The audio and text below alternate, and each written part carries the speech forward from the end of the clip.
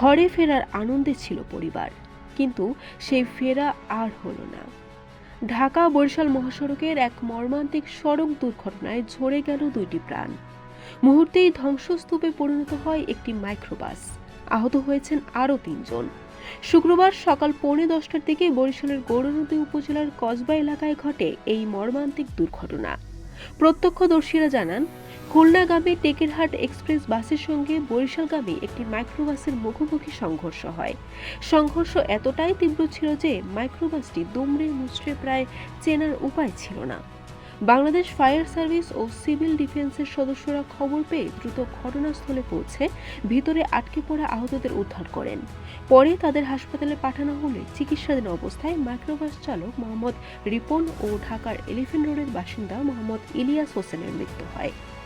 Gournadi highway থানা জানিয়েছে, দুর্ঘটনা কবলিত বাস ও মাইক্রোবাস জব্দ করা হয়েছে। কী কারণে এই মর্মান্তিক দুর্ঘটনা ঘটল তা খতিয়ে দেখছে পুলিশ। প্রতিদিনের মতোই ব্যস্ত ছিল মহাসড়ক, কিন্তু কয়েক সেকেন্ডের সেই সংঘর্ষ কেড়ে নিল 2টি প্রাণ। ফেলে গেল স্বজনদের আহাজারি আর নতুন করে সড়ক নিরাপত্তা নিয়ে প্রশ্ন।